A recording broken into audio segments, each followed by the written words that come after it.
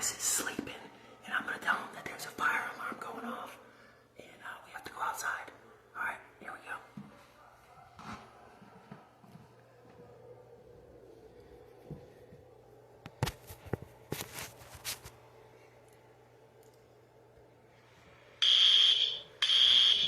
Chris. What? Hey, there's a fire alarm. We gotta get outside. I thought they only did this once a month. No, they do it whenever. I don't know why they're doing it right now. Get your fucking clothes on. Hurry up, dude.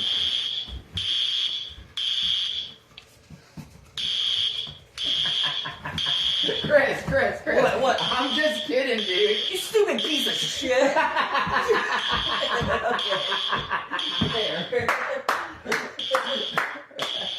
I even stripped on my shoes, so. Dude.